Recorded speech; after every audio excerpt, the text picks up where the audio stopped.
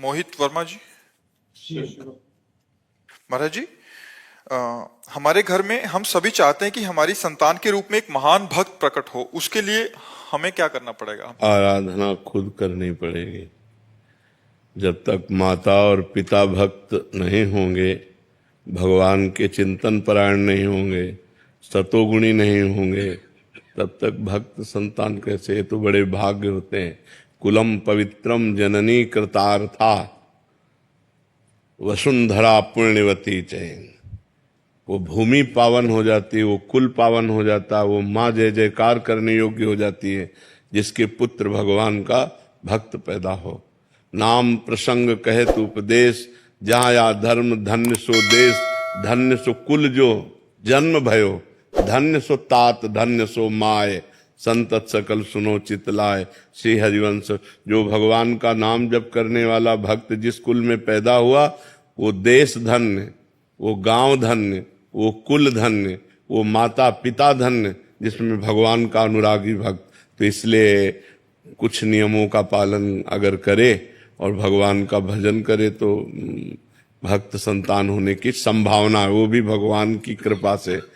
पहली बात तो जिस दिन से गर्भ आ जाए उस दिन से माँ और पिता दोनों ब्रह्मचर्य रहें, पति पत्नी दोनों ब्रह्मचर्य रहें, और सात्विक भोजन पावें, तीर्थों का अवगाहन करें, शास्त्र का स्वाध्याय करें, नाम जप करें और भगवान से प्रार्थना करें, तो जरूर भगवान का भक्त गर्भ से प्रकट हो सकता है।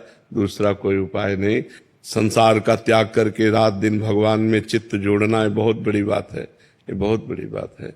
तो ऐसा करे, भगवान से प्रार्थना करे और संयम से चले, नाम जप करे, तो वही संस्कार गर्भस्थ शिशु में पड़ेंगे तो जरूर न जरूर भगवान का भक्त या देश भक्त पैदा हो जाए तो जीवन कृतार्थ हो जाए।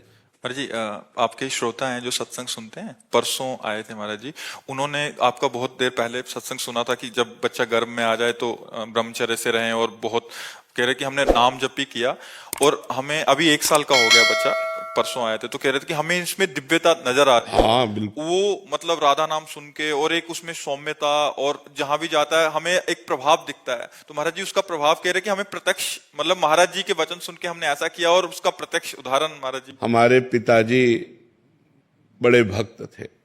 इस शरीर के जो पिता कभी जूता पहन के हल नहीं जोता, नंगे पैर हल जोता। और संतों की सेवा, तो हम लोग जब छोटे छोटे थे 4-4 संत आ जाते, सबके चरण दबाओ, चरण धो, चरणामृत पियो, और उनके पास बैठना, वो श्री राम जय जय राम कीर्तन कराते, कीर्तन करते, भागवत हो रही वही बैठ के सुनते। बचपन से भागवतिक सब परमाणु मिले। माता जी को तो क्या कहना, साक्षात देवी।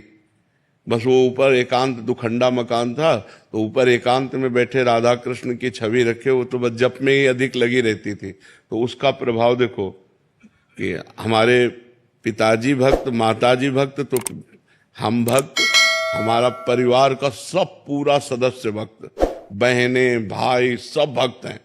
तो जैसे हम परमाणु अपने परिवार को देते हैं वैसा ही हमारा परिवार होता है। तो हम माता पिता का विशेष योगदान होता है। पुत्र की उद्दंडता या सौम्यता ये माता पिता से। अब आप गंदे आचरण कर रहे हो, गर्भस्थ शिशु है, उल्टा सीधा खा रहे हो, उल्टे सीधी बातें कर रहे हो, वही संस्कार पड़ रहे हैं।